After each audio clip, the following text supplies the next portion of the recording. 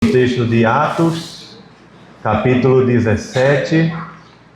Nós vamos ler dos versos 16 a 34 hoje, tá? Texto maior,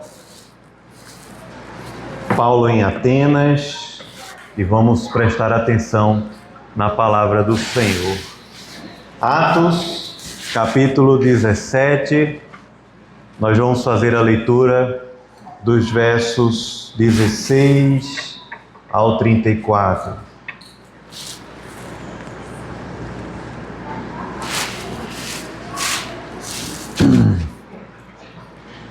Diz assim: enquanto Paulo os esperava em Atenas, o seu espírito se revoltava em face da idolatria dominante na cidade. Por isso dissertava na sinagoga entre os judeus e os gentios piedosos. Também na praça, todos os dias, entre os que se encontravam ali. E alguns dos filósofos epicureus e estoicos contendiam com ele, havendo quem perguntasse: que quer dizer este tagarela? E outros: parece pregador de estranhos deuses, pois pregava Jesus e a ressurreição. Então, tomando-o consigo, o levaram ao Areópago, dizendo: poderemos saber que nova doutrina é essa que ensinas, posto que nos trazes aos ouvidos coisas estranhas? Queremos saber o que vem a ser isso. Pois todos os de Atenas e os estrangeiros residentes de outra coisa não cuidavam senão dizer ou ouvir as últimas novidades. Então Paulo, levantando-se no meio do Areópago, disse: senhores atenienses, em tudo os vejo acentuadamente religiosos, porque passando e observando os objetos de vosso culto, encontrei também um altar no qual está inscrito: ao Deus desconhecido. Pois esse que adorais sem conhecer é precisamente aquele que eu vos anuncio, o Deus que fez o mundo e tudo que nele existe, sendo ele Senhor do céu e da terra. Não habita em santuários feitos por mãos humanas, nem é servido por mãos humanas, como se de alguma coisa precisasse, pois ele mesmo é quem dá a todos vida, respiração e tudo mais. De um só fez toda a raça humana, para habitar sobre toda a face da terra, havendo fixado os tempos previamente estabelecidos e os limites da sua habitação, para buscarem a Deus, se porventura, tateando, o possam achar, bem que não está longe de cada um de nós, pois nele vivemos e nos movemos e existimos, como alguns dos vossos poetas têm dito, porque dele também somos geração. Sendo, pois, geração de Deus, não devemos pensar que a divindade é semelhante ao ouro, à prata ou à pedra, trabalhados pela arte e imaginação do homem. Ora, não levou Deus em conta os tempos da ignorância. Agora, porém, notifica aos homens que todos, em toda parte, se arrependam, porquanto estabeleceu um dia em que há de julgar o mundo com justiça, por meio de um varão que destinou e acreditou diante de todos, ressuscitando-o dentre os mortos. Quando ouviram falar de ressurreição de mortos, uns escarneceram e outros disseram: a respeito disso, te ouviremos noutra ocasião. A essa altura, Paulo se retirou do meio deles. Houve, porém, alguns homens que se agregaram a ele e creram. Entre eles estava Dionísio, o Areopagita, uma mulher chamada Dâmaris, e com eles outros mais. Amém. Até aqui, vamos orar mais uma vez ao Senhor. Ó Deus, nosso Pai, agora que nós lemos a Tua palavra, Senhor, ela que é inerrante, ela que é suficiente, autoritativa, pedimos que o Teu Espírito Santo nos ajude, nos oriente, nos exorte e nos eduque, ó Senhor, por Tua graça, Pai. Que o Senhor tenha misericórdia, ó Deus, de nós, ajude-nos em nossa fraqueza, Senhor, para que a Tua palavra seja pregada com fidelidade e temor ao Senhor. Em nome de Jesus. Amém. Amém. Meus irmãos, há alguns anos, muitos ao redor do mundo têm afirmado que a fé cristã iria diminuir por causa dos avanços tecnológicos, por causa dos avanços da modernidade, da filosofia, por causa do avanço financeiro, econômico, mundial. A expectativa era muito simples. Quanto mais ciência, quanto mais tecnologia, quanto mais educação, quanto mais progresso nós tivermos no mundo, menos espaço nós teremos para a fé. E surgirá então, finalmente, a sociedade dos ateus, dos agnósticos e daqueles chamados sem religião. Mas os dados têm mostrado exatamente o contrário disso. Na verdade, uma pesquisa, por exemplo, no ano passado, de 2025, realizada pelo Instituto Barna Group, ela revelou que há um crescimento significativo nos últimos anos da fé cristã no mundo ocidental, especialmente entre os jovens, especialmente entre a geração Z e a geração Millennials, aqueles que as pessoas tanto diziam que não iriam querer mais saber nada sobre Deus e sobre a fé. As pessoas diziam que os jovens modernos não queriam mais compromisso com Deus. Uma outra pergunta que surge bastante nesse ambiente é: pessoas com alto índice acadêmico, pessoas com uma situação financeira muito boa, com muito conforto na vida, essas pessoas estão imunes ao Evangelho de Cristo. Elas não ouvem o Evangelho, elas não precisam do Evangelho de Cristo. Então a fé cristã ela ficaria voltada apenas para pessoas que estão desesperadas com a vida por questões talvez existenciais ou por questões econômicas, e a fé cristã ela vai ficar voltada apenas para as pessoas mais desesperadas com a vida. Será que o conhecimento filosófico, a prosperidade econômica, o desenvolvimento que o mundo tem tido, tornam o homem menos necessitado de Deus?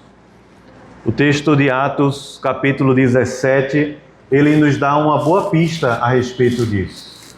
Talvez porque a modernidade tenha conseguido produzir muitas coisas, mas ela continua sem poder para trazer respostas aos anseios mais profundos do nosso coração. E na verdade, esses anseios não são novos, eles são muito antigos.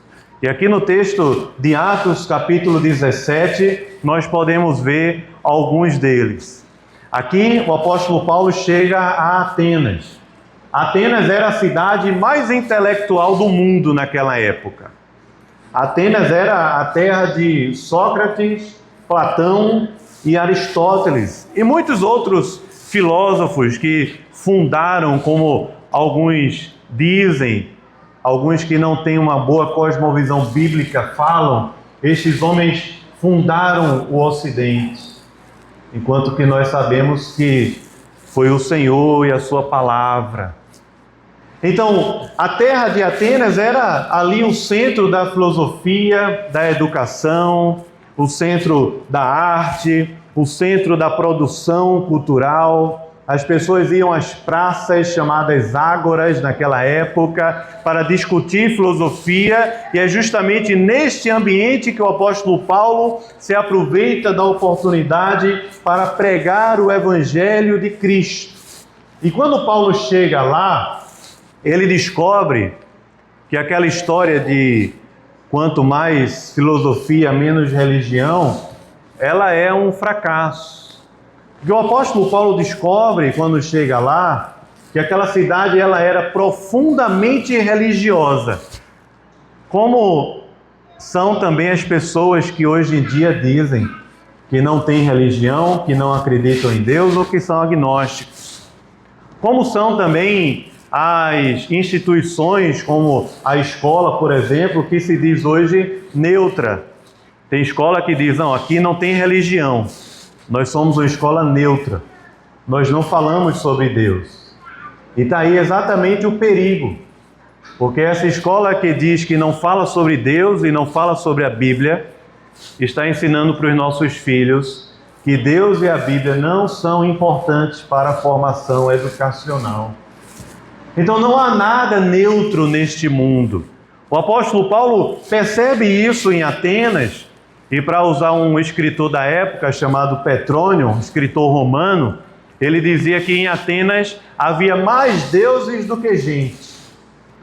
É claro que ele estava exagerando um pouco, mas ele dizia justamente porque havia em Atenas muitas divindades, e era visto isso.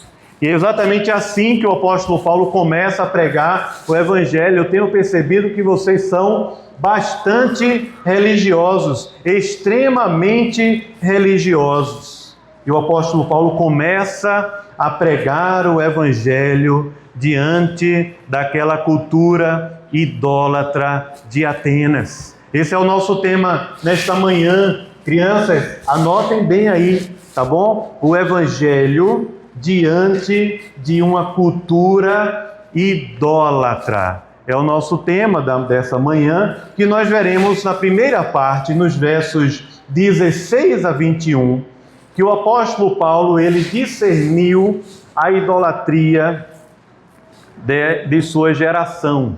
Essa é a nossa primeira parte. Nós vamos contextualizar melhor, entender melhor que idolatria era essa em Atenas. Na segunda parte do texto, nos versos 22 a 31, Paulo anuncia o Deus verdadeiro. Versículos 22 a 31. E na terceira parte do texto, Paulo chamou os homens ao arrependimento e à fé. Nós veremos isso nos versos 32 a 34. Volte os seus olhos novamente aqui, especialmente para essa primeira parte, quando a gente vai entender o contexto da idolatria. Paulo discerniu a idolatria de sua geração, versículos 16 a 21. Depois que o apóstolo Paulo deixou Bereia, como nós aprendemos na semana passada, ele chega a Atenas. Ele ainda está sozinho em Atenas, aguardando Silas e Timóteo. E o que poderia ser um tempo de descanso para o apóstolo Paulo, na verdade o texto diz que ele se revoltava com o que ele via naquela cidade. O que o texto nos diz é que o seu espírito, a alma do apóstolo Paulo, a mente do apóstolo Paulo, se revoltava diante da idolatria dominante naquela cidade. A palavra utilizada aqui por Lucas para descrever esta revolta é uma palavra que poderia trazer a ideia de alguém que está queimando de raiva. Queimando de raiva. Então o apóstolo Paulo está andando por Atenas, ele está diante da idolatria daquela cidade, e aquilo traz um queimor na sua alma, no seu espírito, a respeito daquela situação que ele estava vendo. Ele vai à sinagoga, ele prega o evangelho primeiramente aos judeus e também aos gentios que se tornaram judeus, chamados prosélitos, que estavam ali na sinagoga. Mas não somente isso, ele vai também às ágoras, às praças públicas, e o apóstolo Paulo está pregando o evangelho, falando de Cristo, falando da salvação de Deus em Cristo Jesus. Mas, enquanto ele faz isso, o seu espírito se revolta, a sua alma está ardendo diante daquilo que ele encontra na cultura. Aqui eu quero aproveitar para trazer uma boa reflexão sobre esta primeira parte do texto aqui, pensando nessa relação do cristão com a cultura. Nós sabemos que este é um assunto muito difícil, não é um assunto fácil. É um assunto até espinhoso, eu gosto de dizer. Mas a gente não pode fugir de, pelo menos, refletirmos a respeito dessas questões. Tem um autor que escreve sobre cultura cristã e arte, chamado Brian Godowa, que ele diz que há duas tendências nessa relação do cristão com a cultura, do cristão com a cidade. A primeira é chamada de anorexia, a segunda, glutonaria. A primeira, chamada de anorexia, quer dizer o seguinte, em outras palavras: não vou me misturar com nada neste mundo e vou, por causa disso, me sinto assim mais puro, mais santo, superior aos demais, os crentes mais puros por causa disso. Não quero nenhum tipo de associação ou traço cultural na minha vida, na minha cultura familiar, nada disso, tá bom? Eu quero desenvolver uma cultura puramente cristã, puramente bíblica. Ele diz, isso é uma atitude de anorexia, de alguém que não se envolve com o mundo e por causa disso está se tornando cada vez mais distante do mundo e por causa disso também sem nutrientes, sem cultura, sem sabedoria, sem virtudes ligadas às verdades que Deus estabeleceu também neste mundo. Mas tem o outro lado da história. Este outro lado se chama glutonaria. A glutonaria é aquela que não tem limite. Você vai comer tudo o que a cultura passa para você, sem restrição nenhuma, sem moderação nenhuma. E ao engolir tudo que a cultura vende para você, você vai engolir também coisas ruins, maus nutrientes. E os cristãos que abraçam a cultura desta forma, eles se acham mais crentes porque são mais livres, são mais felizes. Por quê? Porque eles são mais antenados, são mais conectados com as coisas ao seu redor. Meus irmãos, nós precisamos aprender a ter discernimento e fazermos escolhas a partir de premissas bíblicas e não de premissas culturais. Porque em nossa cultura há muitos ídolos e não poucos. Muitos ídolos. Não sei se você sabe, mas um dado histórico até importante.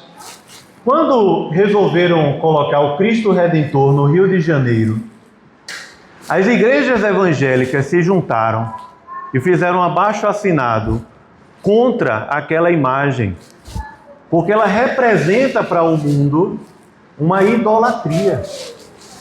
Aquele Cristo Redentor lá no Rio de Janeiro. Não sei se você sabia disso. O que hoje em dia nós lidamos como se fosse uma coisa assim, simplesmente aquilo ali é só cultura, é só uma imagem. Lá em Wall Street, no bairro de Manhattan, tem um touro em que as pessoas fazem fila para tirar fotos. Eu não vou trazer os detalhes, porque não convém, mas acreditam que ao tirar fotos ali, elas vão ter dinheiro, atrair dinheiro. Tirando fotos, você tem ali uma fila quilométrica de pessoas tirando fotos, inclusive cristãos. Eu não sei se você sabe, mas por trás de festas da nossa cultura brasileira, como o Carnaval e o São João, também há muitos ídolos envolvidos nisso. E não são festas simples e puramente neutras. Não sei se você sabe, mas em meio também a filmes, séries e muitas produções culturais, como até mesmo este evento mundial do futebol chamado FIFA, por trás disso também há muitas idolatrias envolvidas. E por que eu estou querendo trazer isso para a gente? É para lembrar ao nosso coração que nós cristãos não estamos aqui na terra para fazer turismo. Nós não somos turistas nessa terra. E como não somos turistas, também nós não precisamos virar anorexos culturais, também nós não precisamos virar glutões da cultura como se ela fosse totalmente neutra. Eu preciso responder algumas perguntas, eu preciso ter discernimento bíblico a respeito de algumas situações. Por exemplo, se aquilo que é cultural expressa a verdade e a beleza da criação de Deus. Por exemplo, se aquilo que é lícito para a sociedade convém para nós que somos cristãos. Se aquilo vai trazer uma pedra de tropeço para alguém na fé. Se aquilo vai trazer realmente edificação para a minha vida e para a minha família. Mas aí você está olhando para mim e dizendo, tá, pastor, mas e aí? Pode? O que é que pode e o que não pode? Qual é o equilíbrio? Porque, às vezes, até nós, no meio reformado, nos utilizamos da liberdade individual dos crentes para achar que o mundo que nós vivemos não tem idolatrias e é tudo neutro. Mas o que eu quero trazer nesse texto, irmãos, não é uma resposta para tudo, porque eu não tenho. Mas é chamar a sua atenção de que nós precisamos nos perguntar a respeito dessas coisas e buscar orientação na palavra de Deus antes de nos tornarmos ou anorexos com a cultura ou glutões com a nossa cultura. Porque o equilíbrio e a moderação é muito difícil de definirmos e quando alguns tentam definir, eles acabam muitas vezes trilhando caminhos legalistas e julgando outros ao seu redor. E isso também é um caminho muito perigoso para nós. Mas nós não podemos tratar tudo como normal. O apóstolo Paulo, quando andava em Atenas, o seu coração, ele ardia, porque ele não estava ali apenas vendo as belezas de um mundo intelectual, mas enxergando que por trás de toda aquela tradição intelectual havia ídolos, havia idolatria. E nós, cristãos, como também o apóstolo Paulo em Atenas, não estamos neste mundo fazendo turismo. Nós estamos com uma missão, testemunho do Evangelho, a pregação do Evangelho, exatamente o que o apóstolo Paulo vai fazer lá em Atenas. Alguns filósofos daquela época foram chamados à sua atenção com aquilo que Paulo falava. Eram eles, o texto nos diz, epicureus e também eles eram estoicos. O apóstolo Paulo está discernindo a idolatria na cidade de Atenas ainda. Havia epicureus e havia estoicos. Ali já outras escolas filosóficas na Grécia, como há muitas outras. Aqui eu não quero demorar tanto, inclusive eu publiquei no grupo da igreja, quem quiser ter acesso pode falar comigo depois, caso você não recebeu, um texto que eu escrevi há alguns anos, trazendo detalhes mais filosóficos, não é, e tudo mais sobre esse texto, que não dá tempo da gente, num sermão, colocar tudo. Mas os epicureus, em poucas palavras, eram os hedonistas daquela época, moderados, não como hoje. Eram aqueles que acreditavam que o prazer é o fim máximo do homem. Essa era a mentalidade dos epicureus. Os estoicos, da escola de Zenão, eram aqueles que acreditavam numa perspectiva mais fatalista da vida. Ou seja, nós temos que aceitar as coisas do jeito que elas são. E será feliz aquele que aceita a sua condição de vida. Os estoicos acreditavam que felizes eram aqueles que aceitavam a sua condição de vida.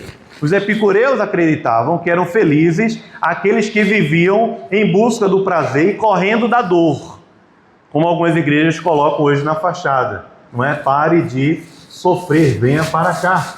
Então eles eram epicureus. Nós não queremos dor, nós não queremos sofrimento, nós só queremos prazer. Mas havia algo em comum entre essas duas escolas. Eles acreditavam que o corpo, a matéria, era má. Então, quando Paulo, no final do texto, começa a pregar sobre a ressurreição do corpo, que Cristo ressuscitou e que um dia nós também vamos ressuscitar, essa turma diz: epa, pode parar por aí, que a gente não dá mais para a gente estar ouvindo isso aqui. Porque eles acreditavam que essa realidade nossa, a matéria, as coisas deste mundo, elas estão todas fadadas ao fracasso, à maldade. Não tem jeito para o mundo, só tem jeito em outra dimensão. Eles chamam o apóstolo Paulo de tagarela. Eles dizem que o apóstolo Paulo, ele é aquele que está catando sementes no meio do mundo. Ele é um tagarela. E chamam o apóstolo Paulo para ir a um local chamado Areópago, que era um local onde havia debates, e esses debates eles eram avaliados pelo conselho da cidade de Atenas.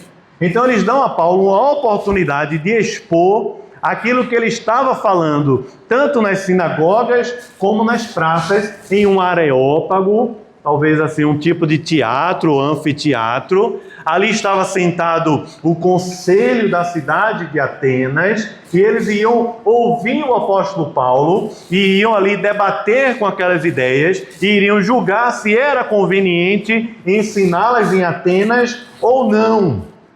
Então, eles dizem a Paulo: por favor, você pode nos ensinar essas novas doutrinas que você anda falando por aí? E o apóstolo Paulo, sem medo de pensar se sim ou não, prontamente começa a pregar o evangelho de Cristo. Veja, Paulo era um homem muito erudito, Paulo tinha uma boa formação intelectual. Paulo não vai ao Areópago para dar uma aula de filosofia, nem de judaísmo, simplesmente. Ele vai ao Areópago para pregar o evangelho de Cristo. Porque aqueles homens lá em Atenas acreditavam que quem libertava o homem da escravidão era o conhecimento. Como hoje agnósticos acreditam, é o conhecimento que salva. O apóstolo Paulo sobe ao Areópago e ele prega o evangelho de Cristo. A necessidade que todo homem tem de se reconciliar com Deus, de se voltar para Deus, e isso só é possível a partir do evangelho de Cristo. É o que ele faz. Eu quero que você olhe agora para os versos 22 a 31, a nossa segunda parte do texto.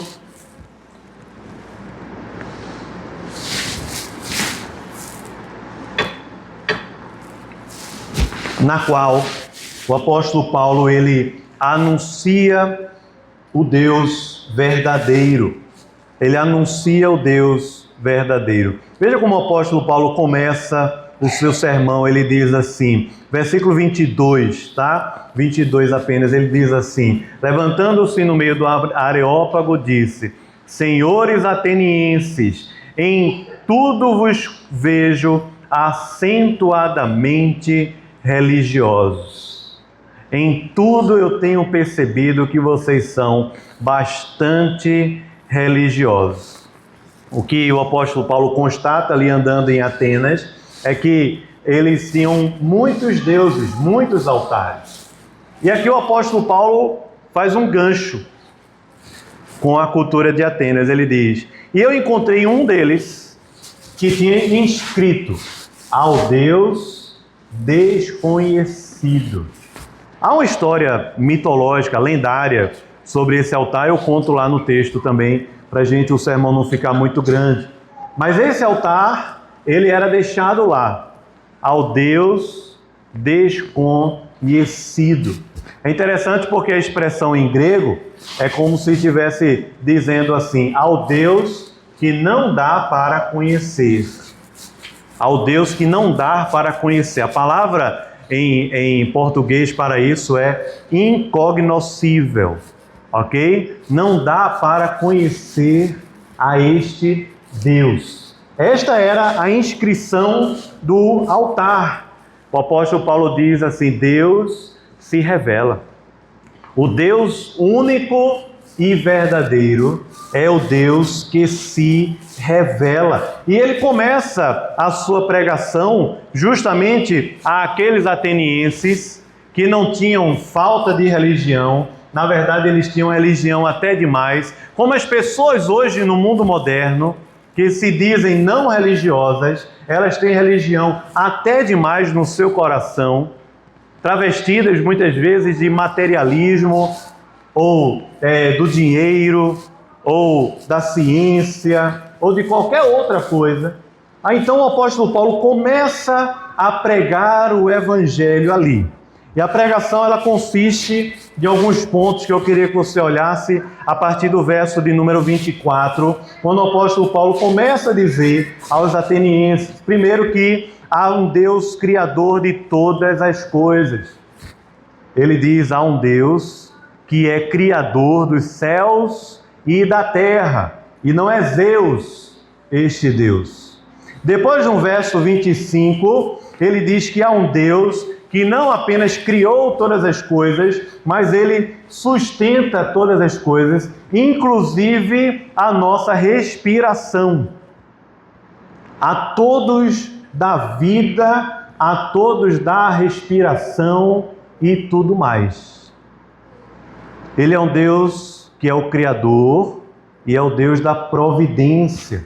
Depois, no verso 26, o apóstolo Paulo nos diz que esse Deus governa a história, que ele fixou os tempos previamente estabelecidos e os limites da sua habitação, no verso de número 26. Depois, nos versos 27 e 28, o apóstolo Paulo nos diz que esse Deus não está distante de cada um de nós. Ele está próximo.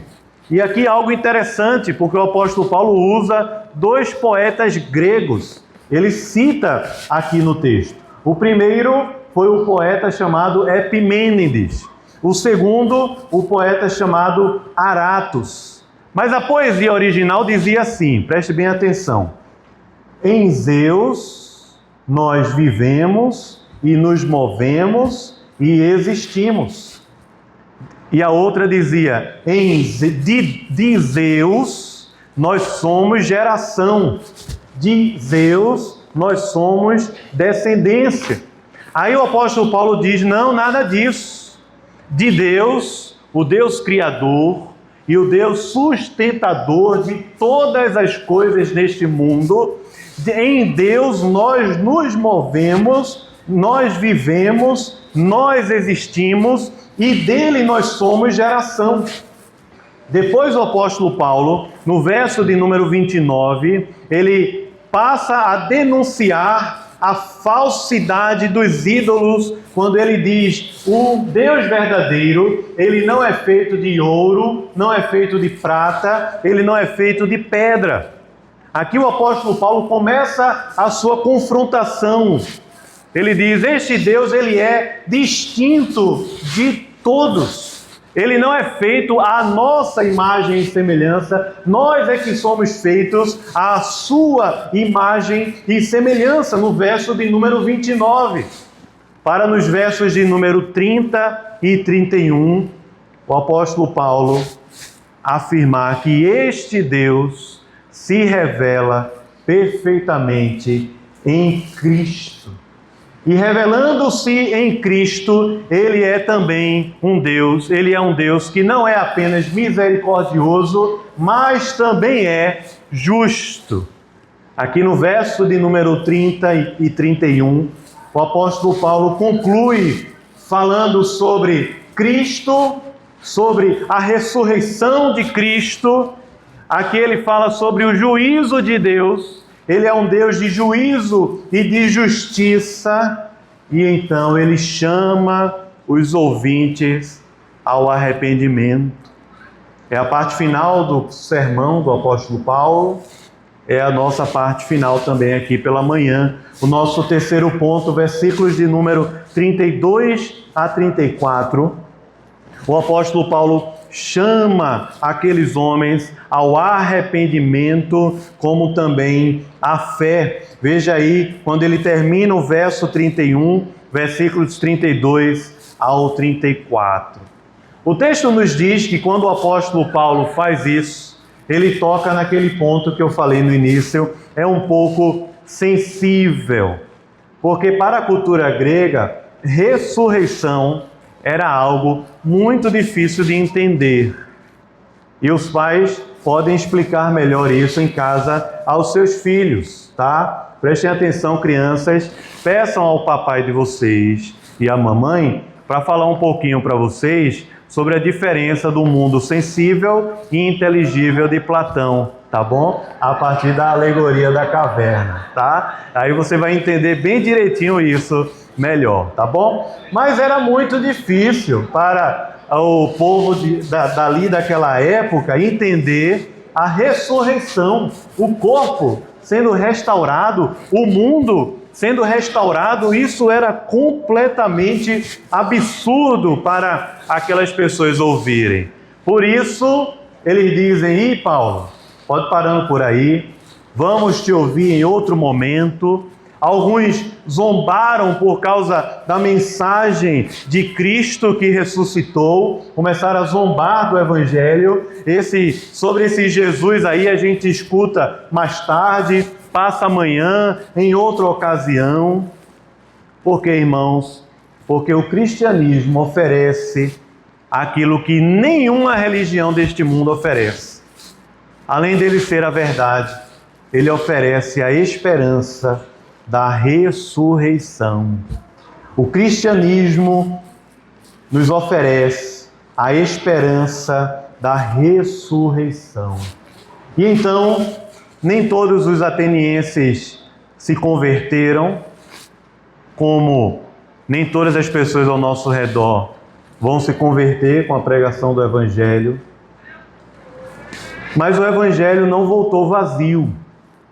O Evangelho cumpre o seu propósito. Há dois propósitos para o Evangelho: juízo e salvação. Salvação e condenação. A palavra de Deus nunca volta vazia. A mesma mensagem, Paulo não precisou mudar a mensagem lá em Atenas. É a mesma mensagem. O Evangelho de Cristo. Ele não deixou de lado a ressurreição. É o mesmo Evangelho de Cristo. Mas aquelas pessoas, quando ouviram, alguns rejeitaram, alguns creram. O apóstolo Paulo se deparou ali com zombaria, com interesse de alguns e também com conversões.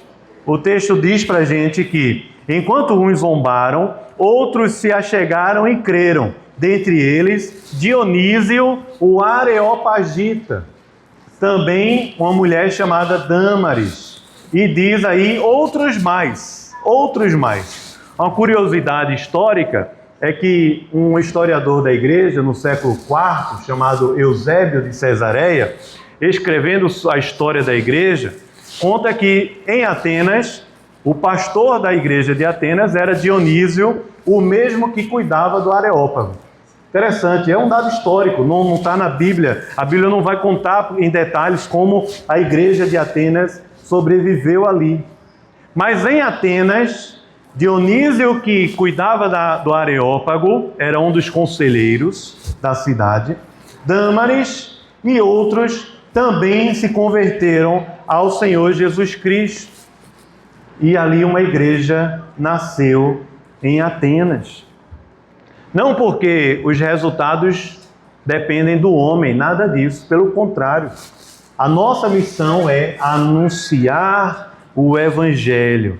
Nós não somos chamados a produzir resultados, números. A nossa missão é anunciar o Evangelho, proclamar fielmente a verdade de Deus.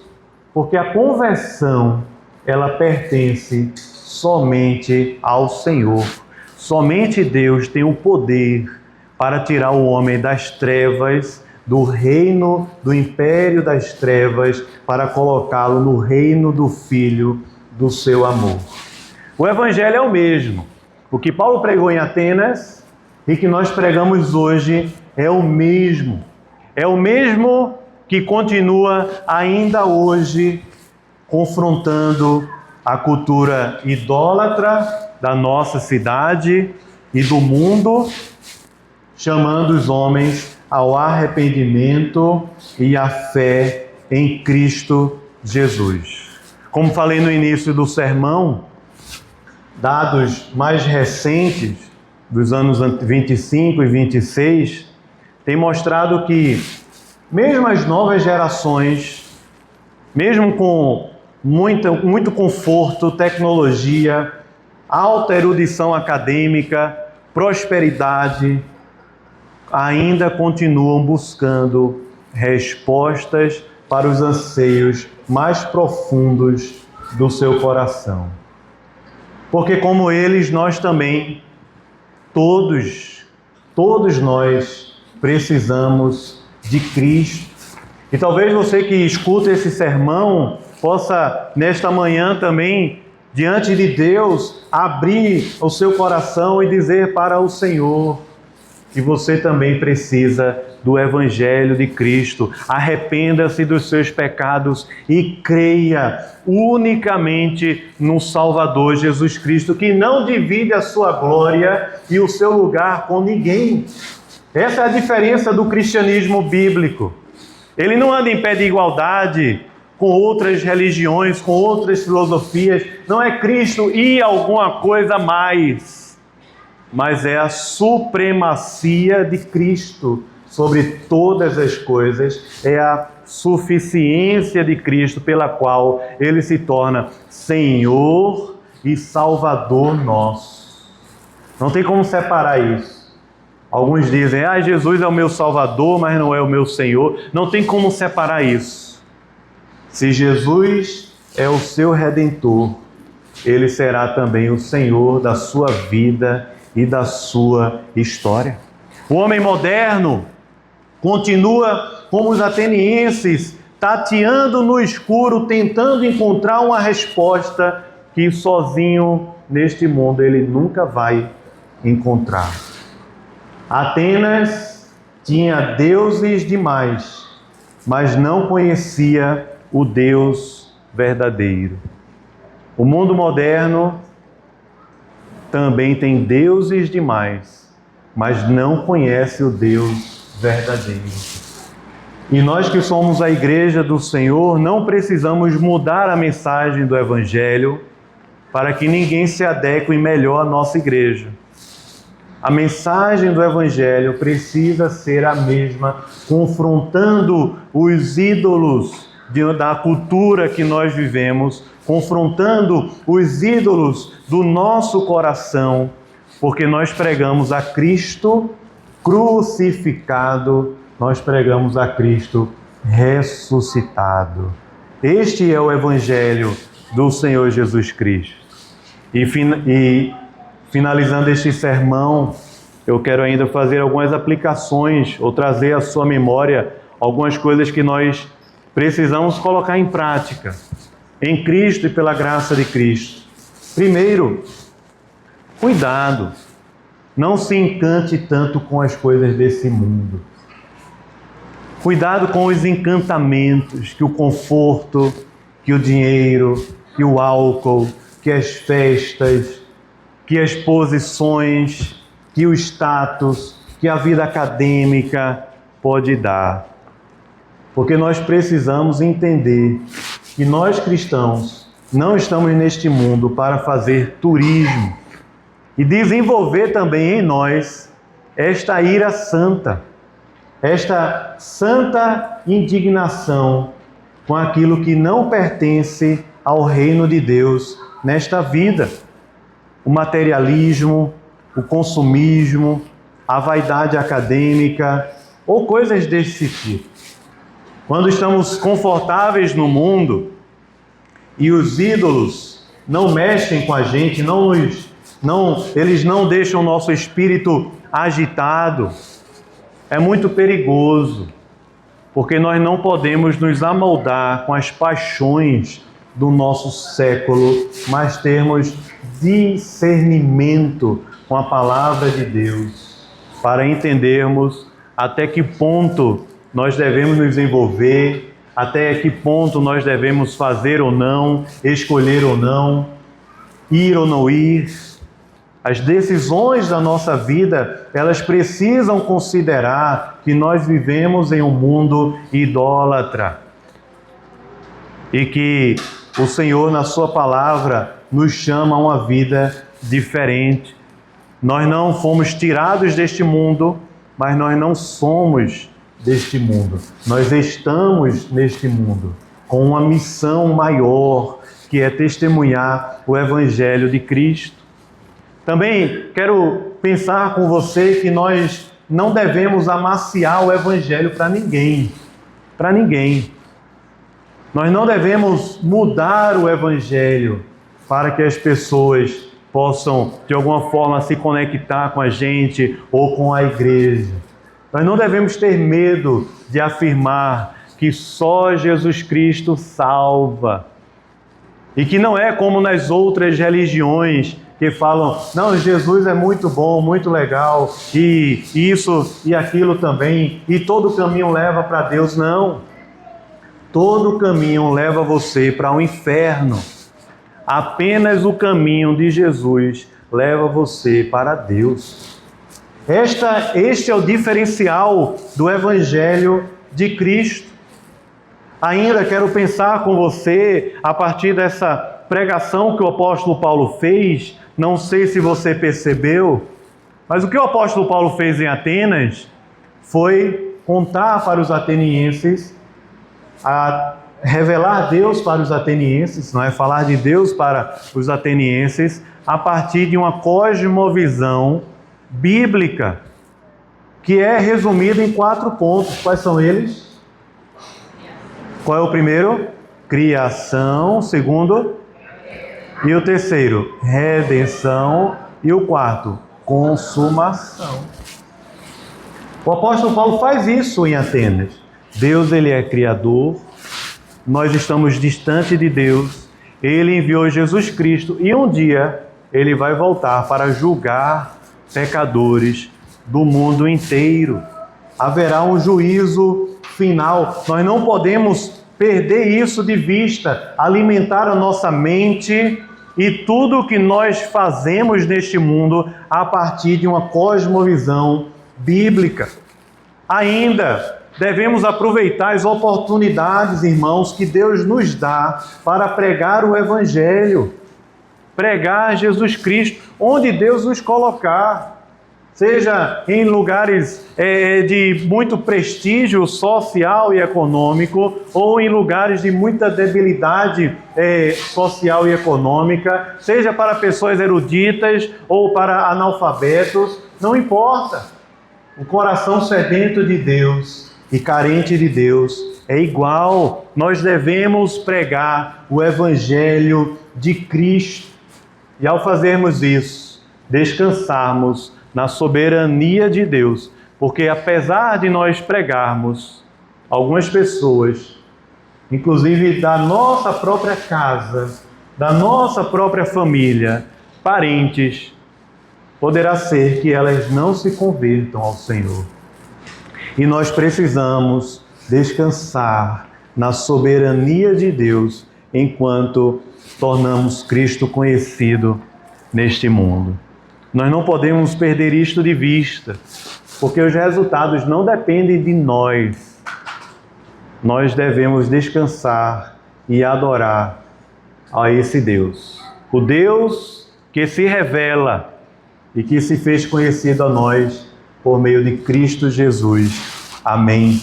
Vamos orar ao Senhor, vamos fechar os nossos olhos e vamos